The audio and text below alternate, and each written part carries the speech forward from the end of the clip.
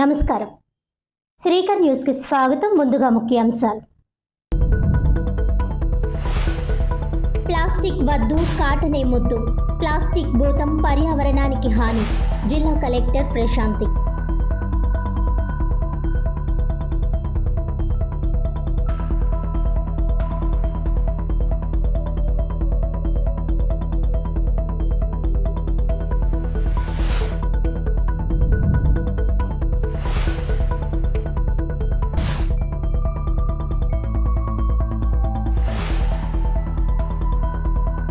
అధికారులను బెదిరించే భాషను జగన్ వెంటనే నిలుపుదల చేయాలి. లేని పక్షంలో బీజేపీ సమాధానం చెప్పడానికి సిద్ధంగా ఉంది. అధికారంలోకి వస్తాం, మీ అంతు చూస్తామంటే ఎవరు అధికారుల అంతం చూసే చట్టం లేదు. BJP MLC Somu Veerraju.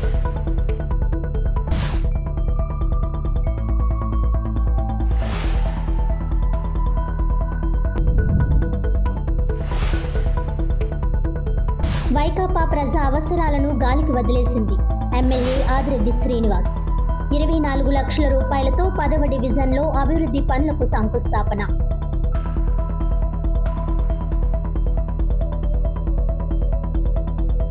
ఈ నెల 21న మంచి అగ్రిమెంట్ జరగకపోతే ముఖేష్ జైన్కు మూడుతుంది.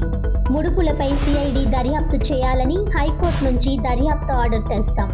ప్రజా ప్రతినిధుల ముడుపుల జాబితా సిఐడికి అందజేస్తాం. జిల్లా కాంగ్రెస్ అధ్యక్షుడు టీకే విశ్వేశ్వర్ రెడ్డి.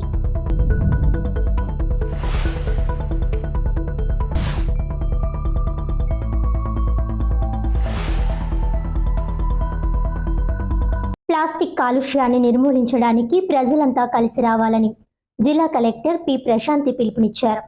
శనివారం ఉదయం స్వర్ణాంధ్ర స్వచ్ఛాంధ్ర కార్యక్రమంలో భాగంగా శనివారం రాజమహేంద్రవరంలోని వై జంక్షన్ నుంచి సుబ్రహ్మణ్యం మైదానం వరకు జరిగిన ప్లాస్టిక్ వాడకాన్ని ఆపేద్దాం ర్యాలీని కలెక్టర్ జెండా ఊపి ప్రారంభించారు. ఈ సందర్భంగా కలెక్టర్ పి ప్రశాంతి మాట్లాడుతూ ప్రతి నెల ఒక్కో థీమ్తో కార్యక్రమం ఎస్ఏ కార్యక్రమాన్ని చేపడుతున్నామని అన్నారు. జూలై నెలలో ప్లాస్టిక్ వాడకాన్ని ఆపేద్దామనే ఇతివృత్తంతో కార్యక్రమం నిర్వహించినట్లు తెలిపారు. పర్యావరణానికి సంబంధించి జరిగే అనర్థాలపై అవగాహన కల్పించే కార్యక్రమాలు చేపట్టినాం. ప్లాస్టిక్ వినియోగాన్ని ఆశించిన మేర తగ్గించలేకపోతున్నామని అన్నారు. ఇకనైనా ఈ అంశంపై ప్రతి ఒక్కరూ దృష్టి సారించాలని కోరారు. ప్రజల భాగస్వామ్యంతోనే ఇటువంటి కార్యక్రమాలు విజయవంతమవుతున్నాయని చెప్పారు. బయటకు వెళ్లేటప్పుడు ప్లాస్టిక్ కవర్లు కాక జూట్ బ్యాగ్లను, కాటన్ బ్యాగ్లను వెంట తీసుకుని వెళ్లాలని ప్రజలకు సూచించారు. ప్లాస్టిక్ను వినియోగిస్తున్న వారిపై రాజమహేంద్రవరం నగరపాలక సంస్థ తనిఖీలు నిర్వహించి జరిమానాలు విధిస్తోందని చెప్పారు. ప్లాస్టిక్ ప్రత్యామ్నాయంగా రూపొందించిన వస్తువులను మెప్మా ద్వారా అందుబాటులో ఉంచినట్లు తెలిపారు. ఇటీవల రాజమహేంద్రవరం నగరపాలక సంస్థకు స్వచ్ఛ సర్వేక్షణ అవార్డు లభించిందని, ఈ అవార్డు మనకి రావడంతో మన బాధ్యతను మరింత పెంచిందని అన్నారు. స్వచ్ఛత విషయంలో ప్రమాణాలు మరింతగా పెరిగేలా ప్రతి ఒక్కరూ కృషి చేయాలని అన్నారు. మన ఇంటిని శుభ్రంగా ఉంచుకున్నట్లుగానే నగరాన్ని కూడా పరిశుభ్రంగా ఉంచాలని కోరారు. ఈ కార్యక్రమంలో పాల్గొన్న నగరపాలక సంస్థ అదనపు కమిషనర్ ఆర్వి రామలింగేశ్వర్ మాట్లాడుతూ ప్రజలు ప్లాస్టిక్ కవర్లు వినియోగించకుండా వెనక్కి తిరిగి ఇచ్చేస్తే వారికి నగరపాలక సంస్థ ప్రోత్సాహక బహుమతిని అందజేస్తుందని చెప్పారు.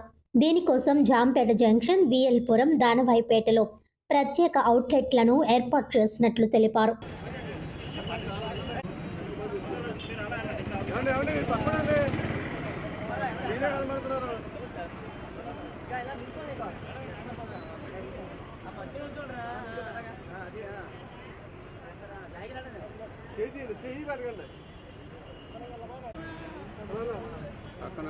Say no to single-use plastic.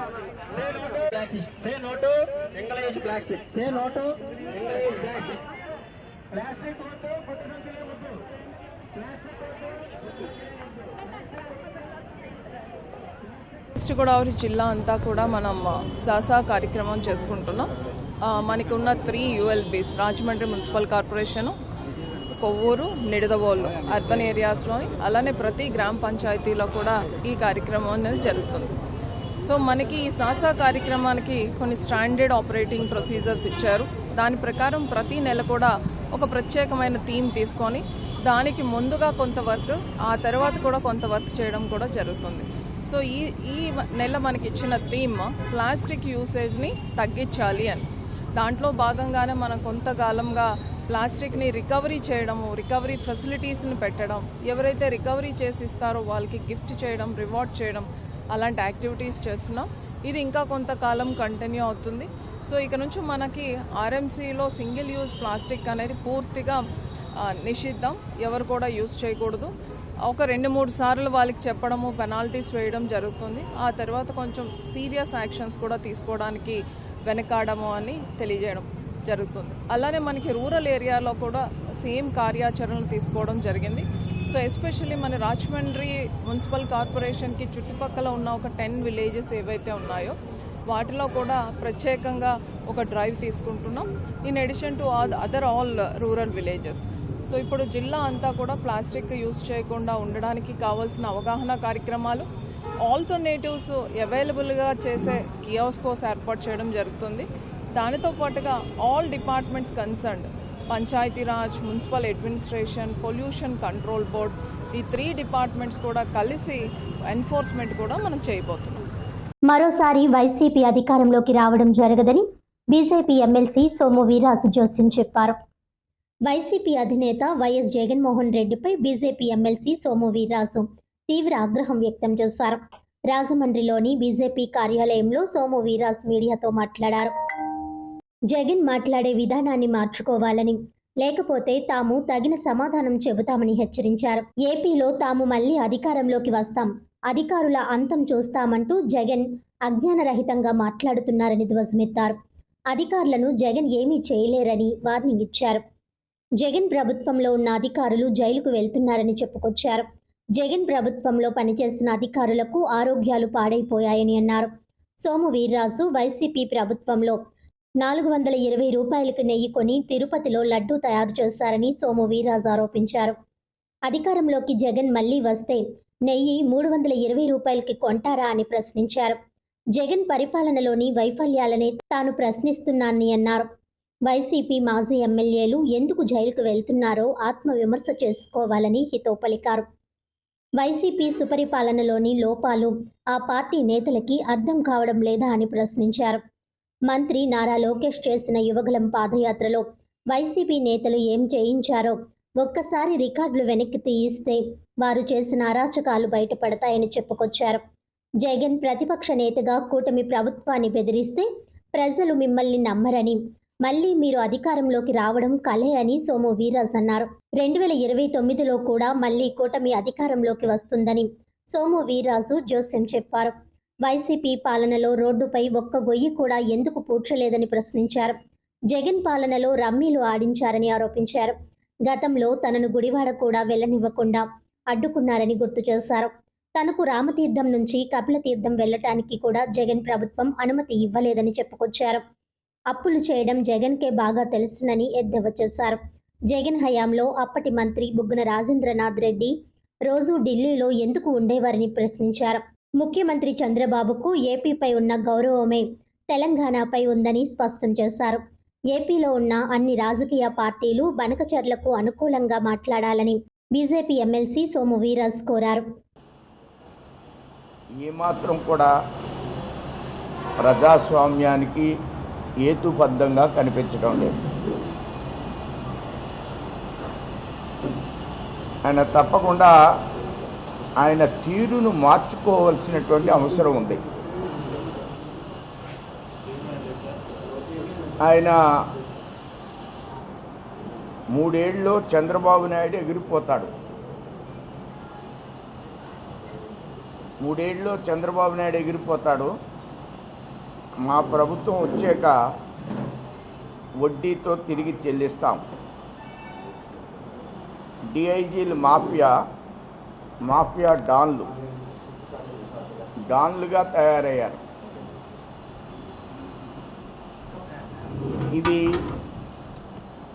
అంటే 3 ఏళ్ళ తర్వాత ఈయన వచ్చేస్తాడు. వచ్చి ఏం చేస్తాడు?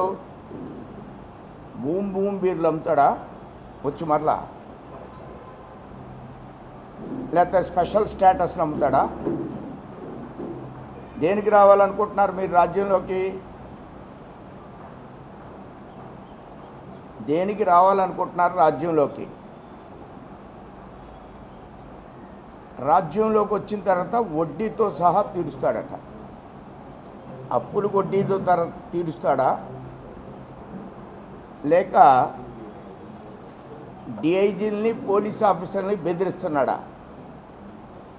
చాలా సందర్భాల్లో ఆయన బెదిరిస్తున్నాడు. బెదిరించడానికి ప్రజాస్వామ్యంలో వారికి ఇచ్చే జీతాలు ప్రజలకు కట్టే ట్యాక్స్తో కడుతున్నారు. జగన్మోహన్ రెడ్డి ఒక్క రూపాయి కూడా దాంట్లో ఇవ్వడానికి అవకాశం లేదు. పోలీస్ అధికారులు, ప్రభుత్వ అధికారులు మీ తాబేదారులు కాదు, మీ ఇంట్లో వంట మనుషులు కాదు. మీ ఇష్టం వచ్చినట్లు మాట్లాడడానికి భారతీయ జనతా పార్టీ ఎట్టి పరిస్థితుల్లో యాక్సెప్ట్ చేయదు. గత 5 ఏళ్లు వైకాపా ప్రభుత్వం ప్రజా అవసరాలను గాలికి వదిలేసిందని రాజమహేంద్రవరం సిటీ ఎమ్మెల్యే ఆదిరెడ్డి శ్రీనివాస్ అన్నారు. స్థానిక 10వ డివిజన్ గాదాలమ్మ నగర్ మొదటి వీధిలో 24 లక్షల రూపాయలతో నిర్మించనున్న సీసీ రోడ్డు డ్రైనేజీ నిర్మాణానికి శనివారం ఆయన స్థానిక టీడీపీ నాయకులతో కలిసి శంకుస్థాపన చేశారు.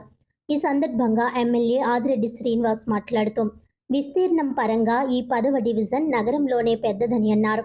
అలాంటి డివిజన్ను గత వైకాపా ప్రభుత్వం అభివృద్ధి చేయకుండా నిర్లక్ష్యం చేసిందని మండిపడ్డారు.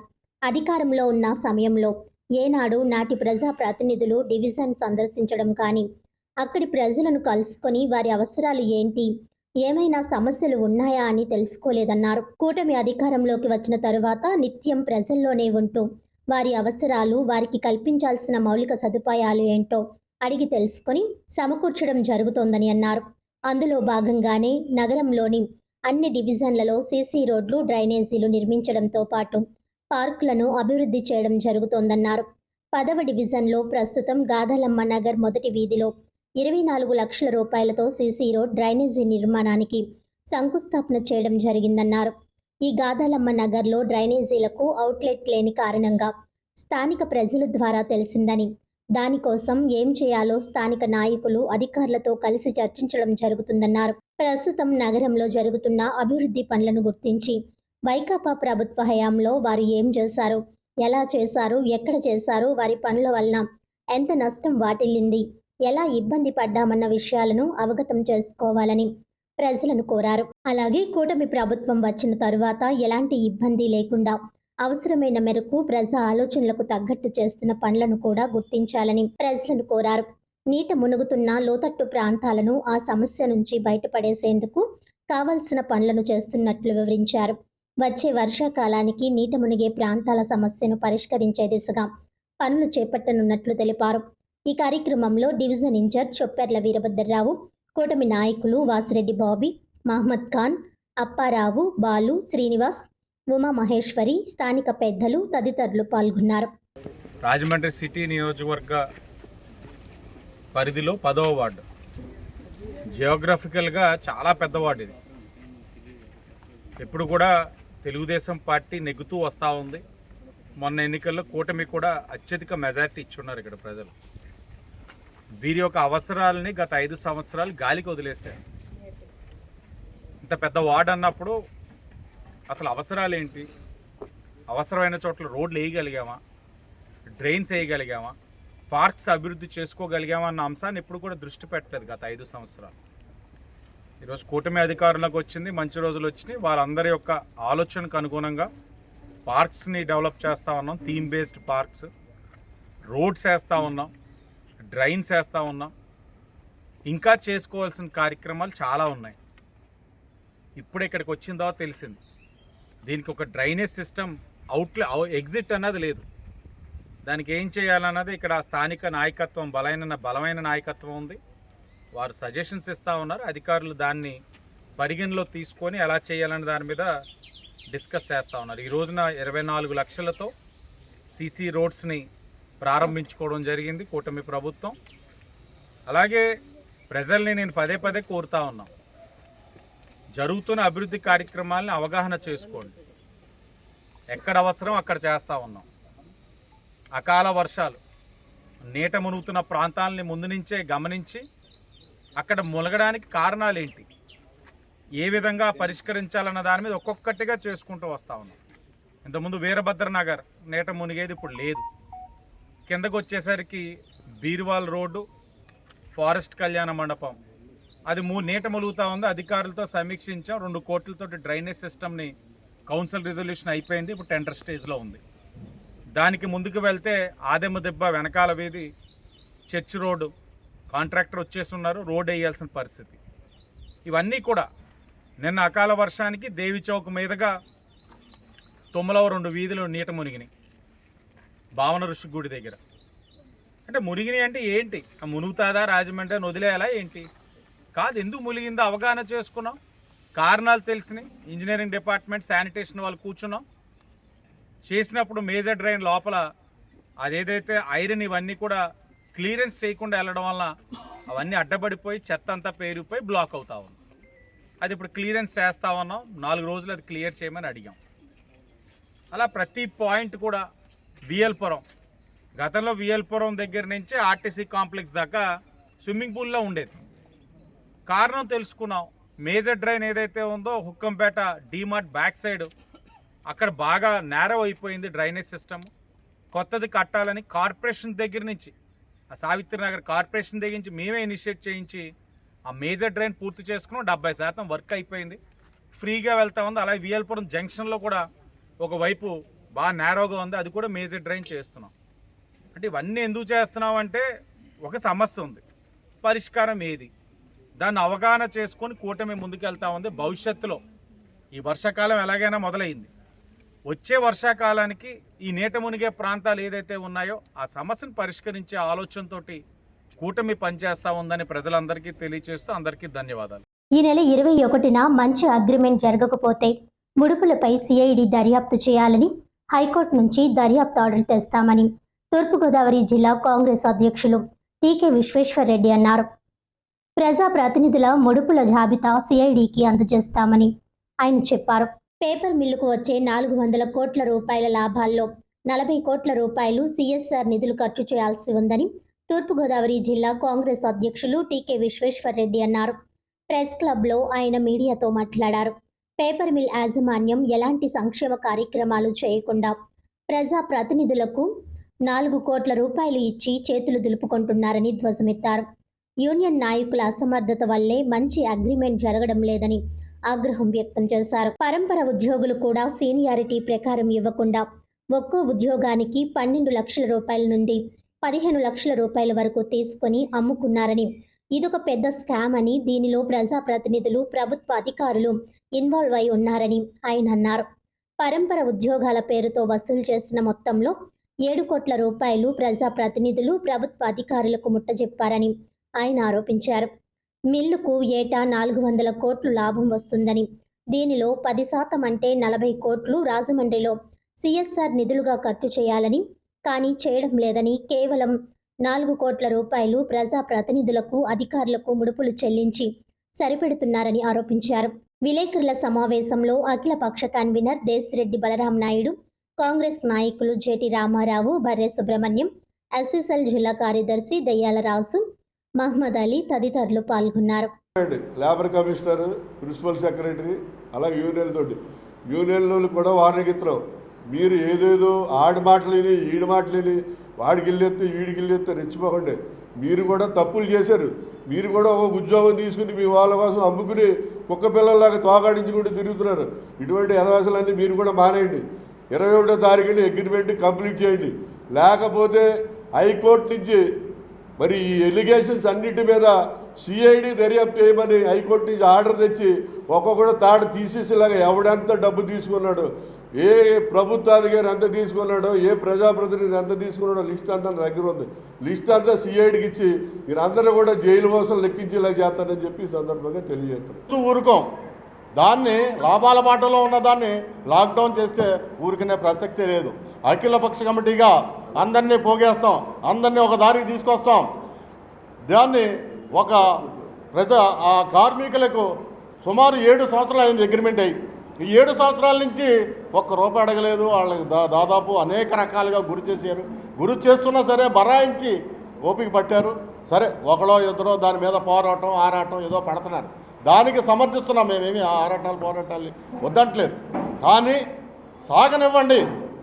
ఊరికినైనా నిరాశలు తెలిపితే సరిపోదు. దాన్ని ఒక రూట్లోకి తీసుకొచ్చే పరిస్థితిలో మనం అందరూ కృషి చేద్దాం. ఇవాళ విశ్వేశ్వర రెడ్డి గారు కానివ్వండి, మిగతా అన్ని పక్షాలు కలిపి ఒక అఖిలపక్షంగా ఏర్పడి త్వరలోనే సమావేశం ఏర్పాటు చేసి అందరినీ కూడా, మాకు అన్ని పార్టీలు ఒకటే, అందరినీ పిలిచి కూడా దాన్ని ఒక అగ్రిమెంట్ తీసుకొచ్చే పరిస్థితిలో తీసుకొస్తాం. శనివారం ఆదిత్య మహిళా డిగ్రీ కళాశాలలో కామర్స్ మెగా ఫెస్ట్ తేజస్ ఘనంగా నిర్వహించారు. రాజమహేంద్రవరం స్థానిక ఆదిత్య మహిళా డిగ్రీ కళాశాలలో శనివారం కామర్స్ మెగా ఫెస్ట్ తేజస్ ఘనంగా నిర్వహించారు. ఇందులో బీకాంకు చెందిన ద్వితీయ మరియు తృతీయ సంవత్సరం విద్యార్థులు పాల్గొన్నారు. విద్యలో మెలకువలను కేవలం పుస్తకాలలోనే కాకుండా స్వీయ అనుభవం మరియు ప్రతిభతో ప్రాజెక్టులను తయారు చేయడం, పారిశ్రామిక సంస్థాగత యాత్రలు చేయించడం ఆదిత్య విజ్ఞానానికి నిదర్శనం. విద్య, ఫైనాన్స్, వ్యాపారం వంటి అనేక రంగాలలో ఎలా నైపుణ్యాన్ని సంపాదించాలో అవగాహన కలిగించడం జరిగింది. ఈ కార్యక్రమానికి ముఖ్య అతిథిగా పూర్వ విద్యార్థి మరియు ప్రముఖ చార్టర్డ్ అకౌంటెంట్ సత్తి వెంకటరామిరెడ్డి విచ్చేశారు. Principal SKN Rehman, vice principal K Anandarao, హెచ్ఓడీలు doctor GVS Nageswararao, KV Sriram పాల్గొన్నారు. ఇంత అద్భుతమైన ఫెస్ట్కు ఫ్యాకల్టీ కోఆర్డినేటర్స్గా కేవీఎస్ బి శాస్త్రి, వి సరితలు సహకరించారు. ఆదిత్య కళాశాల యాజమాన్యంకు చెందిన chairman doctor Nallimilli Seshareddy, secretary doctor Sugunareddy, Rajahmundry Aditya విద్యా సంస్థల డైరెక్టర్ ఎస్పి గంగిరెడ్డి తదితరులు విద్యార్థుల యొక్క టెక్నాలజీస్ను గుర్తించి అభినందించారు. అత్యద్భుతంగా అలంకరించిన వేదిక హాలును చూసి చుపరులు ఆశ్చర్యంతో పులకించిపోయారు. ఆదిత్య మహిళా డిగ్రీ కళాశాల విద్యార్థినుల వందన సమర్పణతో జనగణమనతో కార్యక్రమం ముగిసింది. నేను మనం ముందుకు తీసుకెళ్ళాలి. ఇక్కడ మీకు ఉదాహరణ ఇక్కడ ఉన్నాడు ఆయన. నేను బీకామ్ అయిన తర్వాత మరి సిఏ చేశారు, సిడబ్ల్యూ చేశారు, ఇప్పుడు ఎల్ఎల్బి కూడా కంప్లీట్ అవుతుంది. ఆయనకి పట్టుదల ఉండాలి మనిషికి. మనం ఇంకా ఎదగాలి అనే పట్టుదల ఉంటే సిఏ చేశారు. సిఏ తర్వాత ఎల్ఎల్బి ఎందుకు చేస్తున్నారు? ఎల్ఎల్బిలో ఉండేటువంటి లాస్ అన్నీ తెలిస్తే సిఏకి ఉపయోగం. ఒక వాళ్ళకి ఎలా సేవ్ చేయొచ్చు అకౌంట్స్, వాళ్ళని కంపెనీలని ఏ రకంగా అకౌంట్స్ వాళ్ళ చేత మనం గవర్నమెంట్కి కట్టించవచ్చు అవన్నీ కూడా చెప్పచ్చు. ఇది ఆలోచించుకున్న స్టెప్ బై స్టెప్ ఆయన ఎదిగారు. వాళ్ళ అనుపత్తిలో ఆయన మరి ఒక చార్టెడ్ అకౌంటెంట్గా ఉన్నారు అంటే చాలా గ్రేట్. నాకు తెలిసినంత వరకు ఈ మధ్యకాలం వరకు కూడా మా ఏరియాలో ఎవరు చార్టెడ్ అకౌంటెంట్ ఉంటే కంటే కాకినాడ, రాజమండ్రి వాళ్ళ అనుపత్తిలో ఆయన ఒక ఆఫీస్ పెట్టుకుని చక్కగా చేసుకుంటున్నారంటే మీరు కూడా అలాగే కావచ్చు. ఎందుకు కాకూడదు? ఎందుకు కాగలమంటే అవి ఉదాహరణ. ఇదే మనకు ఇంపార్టెంట్. ఇవాళ మన కాలేజీలో 90%, 95% క్యాంపస్ రిక్రూట్మెంట్స్ వస్తున్నాయి అంటే కారణం మనమే. ఆదిత్య డిగ్రీ కాలేజ్ స్టార్ట్ చేయకముందు డిగ్రీ వాటితో క్యాంపస్ ఇంటర్వ్యూ లేవు. ఓన్లీ ఇంజనీరింగ్ ఉండేవి, పీజీ కెమిస్ట్రీ అటువంటి వాళ్ళకు ఉండేవి తప్పితే డిగ్రీకి లేవు. కానీ ఆదిత్య స్టార్ట్ అయిన తర్వాత మనం క్యాంపస్ ఇంటర్వ్యూకి ఏవైతే కావాలో అథమెటిక్, రీజనింగ్, గ్రూప్ డిస్కషను, ఇవన్నీ లాంగ్వేజ్ స్కిల్స్, ఇవన్నీ డిగ్రీతో పాటుగా మనం నేర్పడం మొదలెట్టాం కాబట్టి ఖచ్చితంగా వాళ్ళ మనకి క్యాంపస్ ఇంటర్వ్యూస్లో కూడా మనం సెలెక్ట్ అవుతున్నాం. చదువు పూర్తవకుండా మనకి ఉద్యోగం వచ్చిందంటే ఎంత స్థిరత్వం జీవితంలో ఆలోచించాలి. మా రోజుల్లో చదువుకునే వాళ్ళు తక్కువ, చదువుకున్నా కూడా ఉద్యోగానికి వెళ్ళేవాళ్ళు తక్కువ. ఎందుకంటే ఆ ఉద్యోగాల మీద అంత శ్రద్ధ ఉండేది కాదు, వాళ్ళకి తెలియక. పాతకాలం వాళ్ళకి ఏదో వ్యవసాయమో వ్యాపారమో పల్లెటూరులో పడి ఉండేవాళ్ళు. అంటే చాలా తక్కువ మంది ఉద్యోగాలకు వచ్చేవాళ్ళు. అయితే ఇప్పుడు అలా కాదు కదా. అది మీరు అవైల్ చేసుకోవాలి అని వర్డ్కి ఆల్రెడీ అన్నీ ఇచ్చేసింది మీకు. లాస్ట్ ఇయర్ అయితే ప్లేస్మెంట్ సంబంధించిన ఏరా తీసుకున్నప్పుడు ఎవ్రీ ఇయర్ కూడా లాస్ట్ 5 years ఆన్వర్డ్స్ మనకి ఫస్ట్ ప్లేసెస్లో BCA, then after BSc, then after BBA, then after లాస్ట్లో బీకామ్ అనే కాన్సెప్ట్ పర్సంటేజ్ ఇచ్చేసుకునేవాడు ప్లేస్మెంట్ సంబంధించిన ఇదిలో. కానీ లాస్ట్ ఇయర్ మనం చూసుకున్నప్పుడు BCom 100% placements, then after BCA, then after BSc, ఆ ఎరలో కనిపించడం అన్నది no doubt at all. Already ఇచ్చేసిన ఒక ప్లాట్ఫామ్ని 100% అవైల్ చేసుకుంటున్నారు అనే దానికి ఇది ఒక నిదర్శనం. ఇది in presence of our guest మనం మాట్లాడాలి కాబట్టి, ఆయనకి తెలియజేయాలి కాబట్టి ఈ వర్డ్ని నేను తెలియజేస్తున్నాను. దీన్ని ఉద్దేశించి ముందుగా we often say commerce as trade, money, markets and management. So, but more than that, commerce is nothing but understanding how the world works, how the businesses run, how career build up, so how we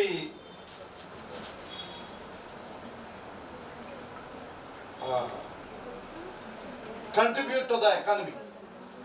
So David Rockefeller అని ఒకటి చెప్పాడు, success in business requires training, discipline and hard working. Success in business requires training, discipline and hard working. ఇప్పుడు nowadays commerce education is not just like theory. ఇప్పుడు it is about practical knowledge, creativity, innovations and leadership.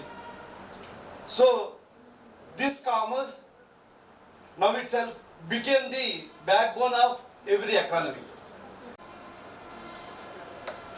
ఈ రోజు నిజంగా సుదినం. ఎందుచేతనంటే సిజిడిఎం కాలేజ్లో director Gangireddy గారి దగ్గర నేను చదువుకున్నవాడిని అయితే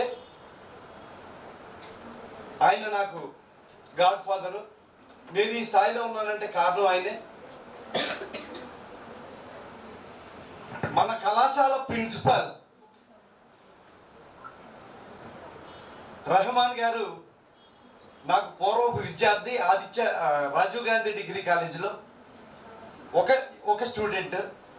అలాగే 2004 నుంచి 2007 వరకు మన కళాశాలలో 14 మంది బాయ్స్ ఉండేవారమ్మా. 21 మెంబర్స్ గర్ల్స్ స్టూడెంట్స్తో 2003లో స్టార్ట్ చేశారు కామర్స్ అండ్ మేనేజ్మెంట్. సో ఆ సెకండ్ బ్యాచ్లో మన రామారెడ్డి. డయాస్ అంతా ఇంచుమించు నాకు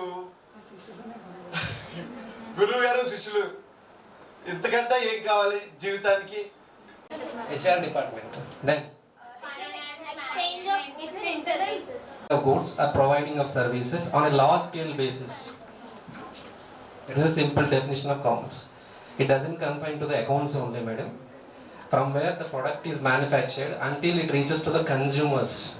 So we are taking of service of banking, insurance, management, transport, everything is included in commerce. So everyone is choosing commerce only for the purpose of doing business, anyone getting job. What else do you know about commerce? I just give you the definition, right? Don't call them they are students. Analysis of results and predicting the outcome. That is what science. In my view, application of accounting principles, management, marketing in the field of commerce and business management. Analysis, do you know ratio analysis, madam? Anyone? Ratio analysis, cost budgeting.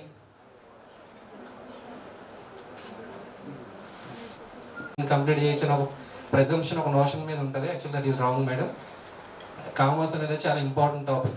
Areas అనేది extent scope కూడా ఎలా ఉంటుంది, international taxation levels. నేను LLB చేయడానికి main reason ఏంటంటే LLM international ట్యాక్సేషన్లో చేద్దామని actually.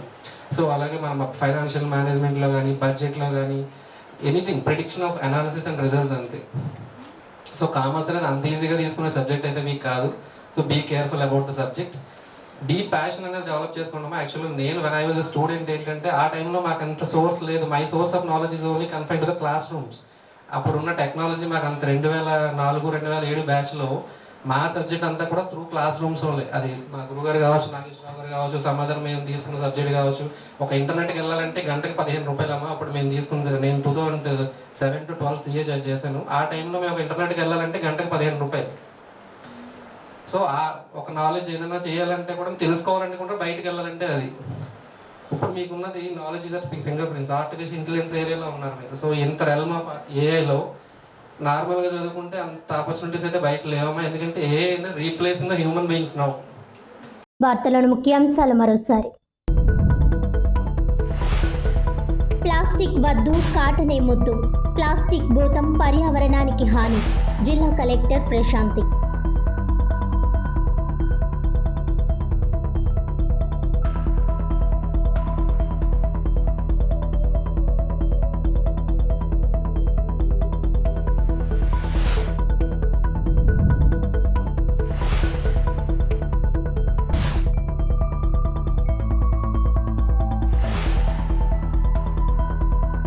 అధికారులను బెదిరించే భాషను జగన్ వెంటనే నిలుపుదల చేయాలి. లేని పక్షంలో బీజేపీ సమాధానం చెప్పడానికి సిద్ధంగా ఉంది. అధికారంలోకి వస్తాం, మీ అంతు చూస్తామంటే ఎవరు అధికారుల అంతం చూసే చట్టం లేదు. BJP MLC Somu Veerraju.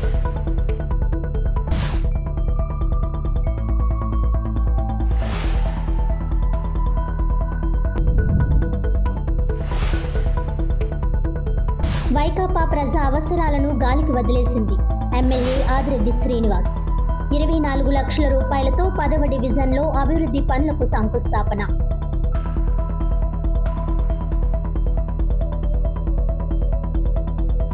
ఈ నెల 21న మంచి అగ్రిమెంట్ జరగకపోతే ముఖేష్ జైన్కు మూడుతుంది.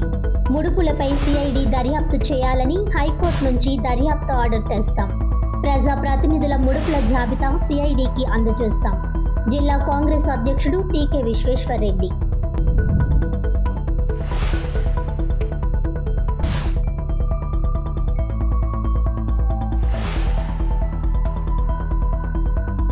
ఈనాటి వార్తలు ఇంతటితో సమాప్తం. తిరిగి వచ్చే బులెటిన్లో మళ్ళీ కలుద్దాం. అంతవరకు సెలవు. నమస్కారం.